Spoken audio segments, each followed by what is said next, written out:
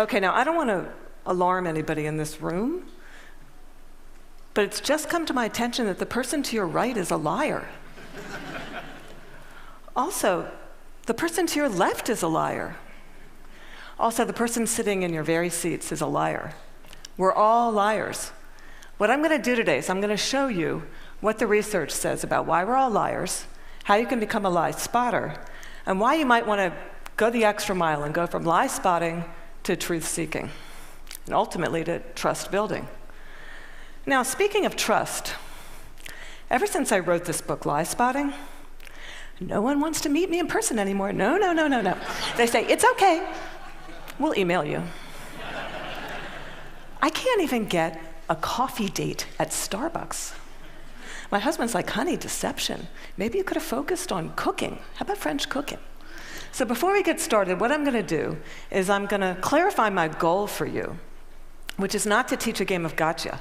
Lie spotters aren't those nitpicky kids, those kids in the back of the room that are shouting, gotcha, gotcha. Your eyebrow twitched. You flared your nostril. I watched that TV show, Lie to Me. I know you're lying. No. Lie spotters are armed with scientific knowledge of how to spot deception.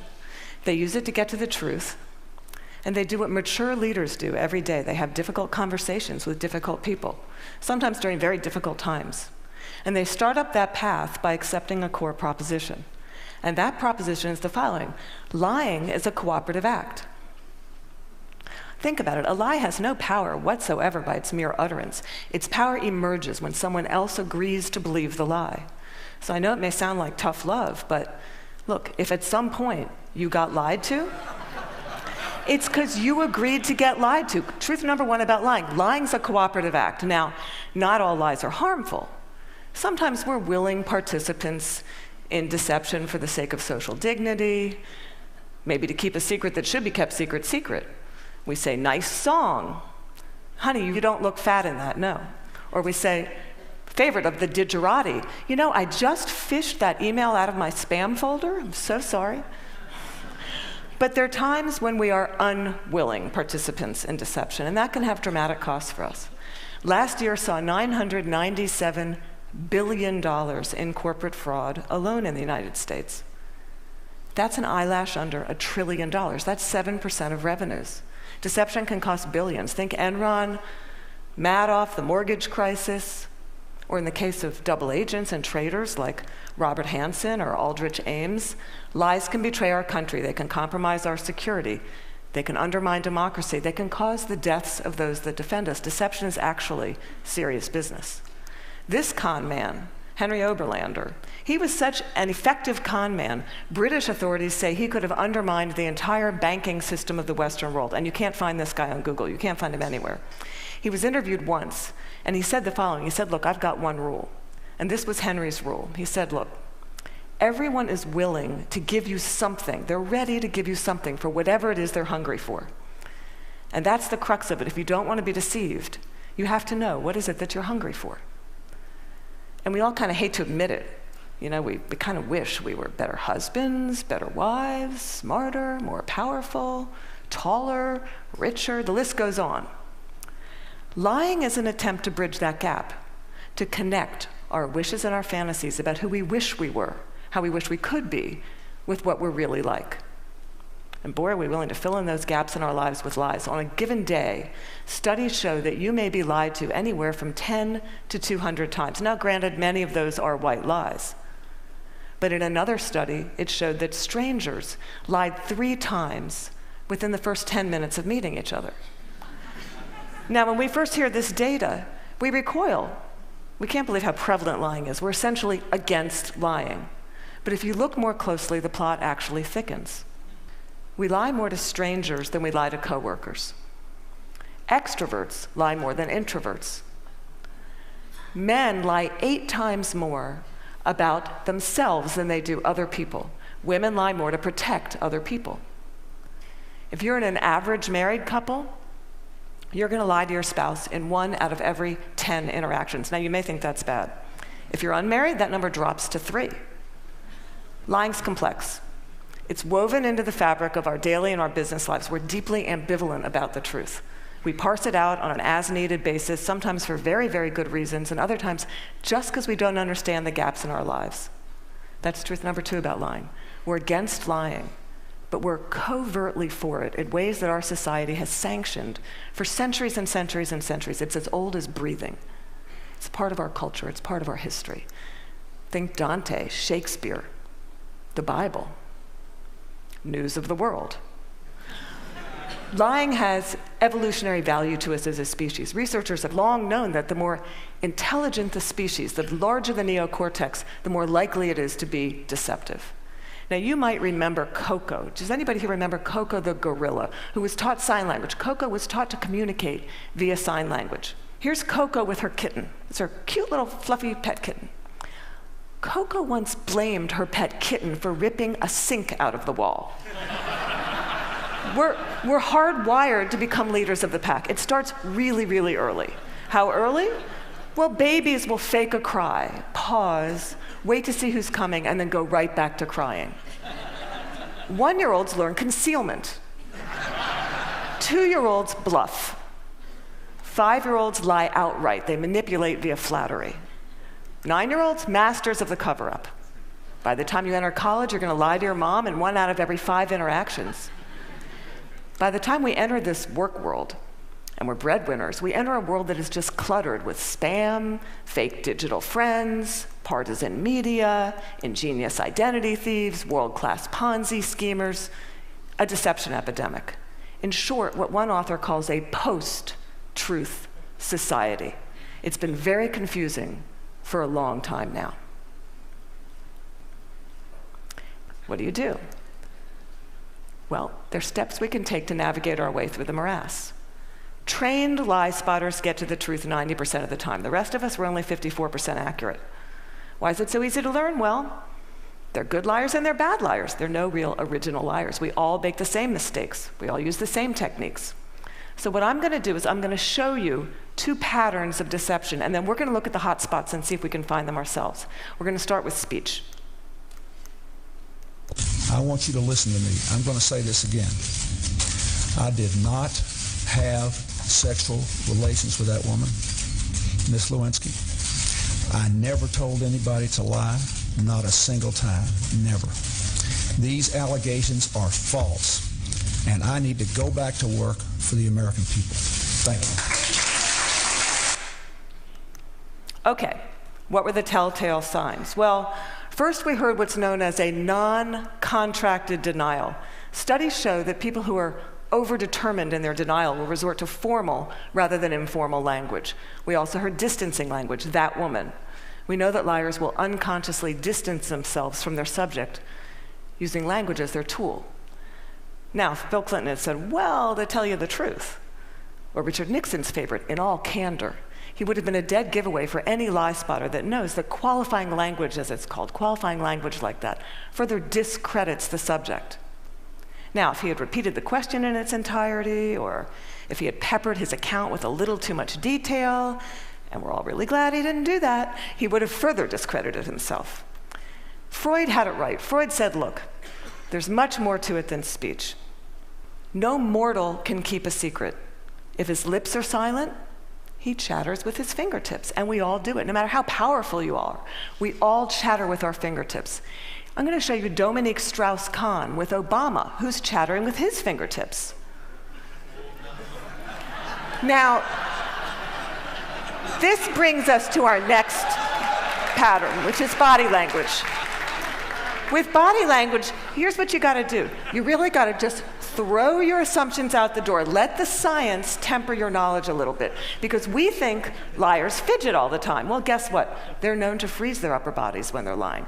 We think liars won't look in the eyes. Well, guess what? They look you in the eyes a little too much just to compensate for that myth. We think warmth and smiles convey honesty, sincerity, but a trained lie spotter can spot a fake smile a mile away. Can you all spot the fake smile here? You can consciously contract the muscles in your cheeks, but the real smile's in the eyes. The crow's feet of the eyes, they cannot be consciously contracted, especially if you overdid the Botox. Don't overdo the Botox. Nobody will think you're honest. Now we're going to look at the hot spots.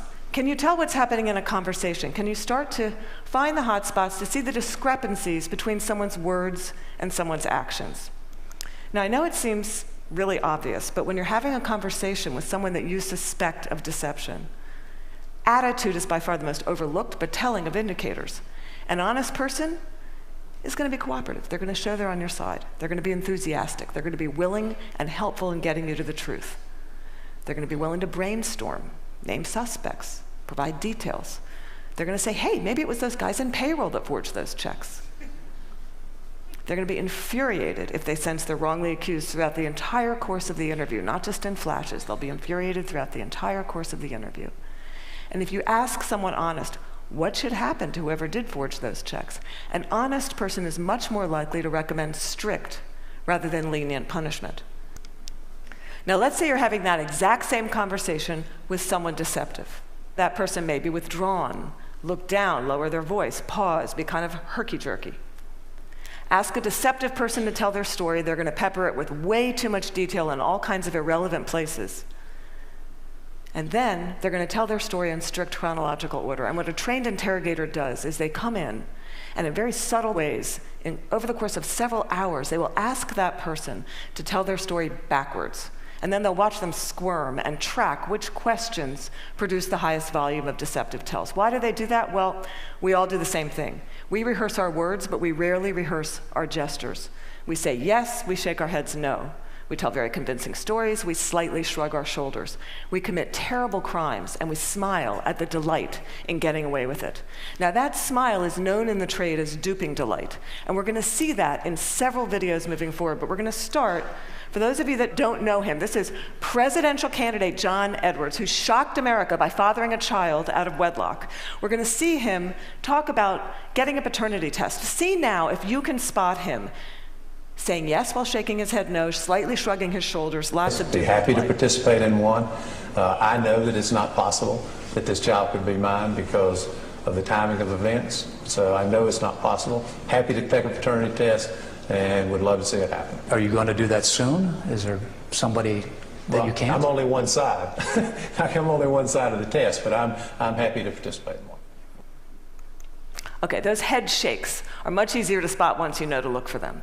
Now, there are going to be times when someone makes one expression while masking another that just kind of leaks through in a flash.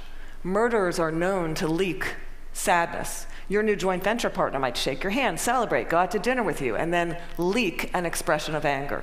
And we're not all going to become facial expression experts overnight here, but there's one I can teach you that's very dangerous and that's easy to learn, and that's the expression of contempt.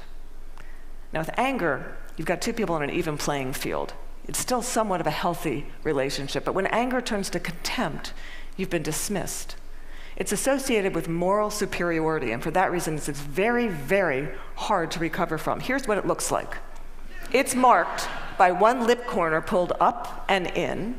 It's the only asymmetrical expression, and in the presence of contempt, whether or not deception follows, and it doesn't always follow, look the other way, go the other direction, reconsider the deal, say, no, thank you, I'm not coming up for just one more nightcap, thank you. Science has surfaced many, many more indicators. We know, for example, liars will shift their blink rate, point their feet towards an exit.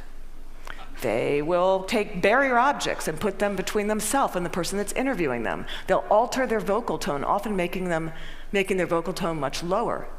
Now, here's the deal. These behaviors are just behaviors. They're not proof of deception. They're red flags. We're human beings. We make deceptive, flailing gestures all over the place all day long. They don't mean anything in and of themselves. But when you see clusters of them, that's your signal.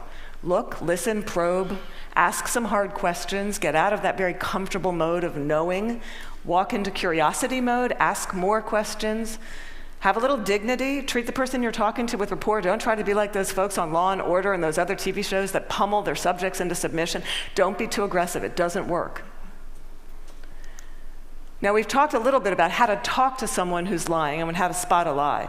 And as I promised, we're now going to look at what the truth looks like. And I'm going to show you two videos. Two mothers, One is lying, one is telling the truth. And these were surfaced by researcher David Matsumoto in California. And I think they're an excellent example of what the truth looks like. This mother, Diane Downs, shot her kids at close range, drove them to the hospital while they bled all over the car, claimed a scraggy-haired stranger did it. And you'll see when you see the video, she can't even pretend to be an agonizing mother. What you want to look for here is an incredible discrepancy between horrific events that she describes and her very, very cool demeanor. And if you look closely, you'll see duping delight throughout this video. But at night, when I close my eyes, I can see Christy reaching her hand out to me while I'm driving, and the blood just keep coming out of her mouth. And that, maybe it'll fade too with time, but I don't think so. That haunts me the most.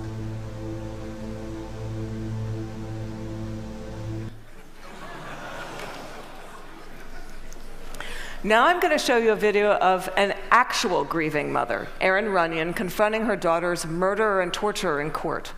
Here you're going to see no false emotion, just the authentic expression of a mother's agony. I wrote this statement on the 3rd anniversary of the night you took my baby. And you hurt her, and you crushed her, you terrified her, until her heart stopped. And she fought, and I know she fought you. I know she looked at you with those amazing brown eyes, and you still wanted to kill her. And I don't understand it, and I never will. Okay, there's no doubting the veracity of those emotions. Now, the technology around what the truth looks like is progressing on, the science of it. We know, for example, that we now have specialized eye trackers, infrared brain scans, MRIs that can decode the signals that our bodies send out when we're trying to be deceptive. And these technologies are going to be marketed to all of us as panaceas for deceit. And they will prove incredibly useful someday. But you've got to ask yourself, in the meantime, who do you want on your side in the meeting? Someone who's trained in getting to the truth, or some guy who's going to drag a 400-pound electroencephalogram through the door? Lie spotters rely on human tools. They know, as someone once said, character's who you are in the dark.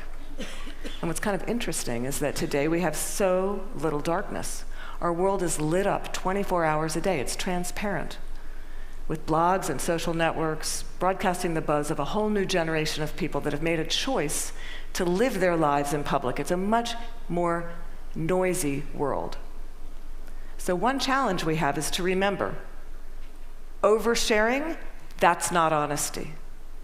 Our manic tweeting and texting can blind us to the fact that the subtleties of human decency, character, integrity, that's still what matters. That's always what's going to matter. So in this much noisier world, it might make sense for us to be just a little bit more explicit about our moral code. When you combine the science of recognizing deception with the art of looking, listening, you exempt yourself from collaborating in a lie. You start up that path of being just a little bit more explicit because you signal to everyone around you. You say, hey, my world, our world, it's going to be an honest one. My world is going to be one where truth is strengthened and falsehood is recognized and marginalized. And when you do that, the ground around you starts to shift just a little bit. And that's the truth.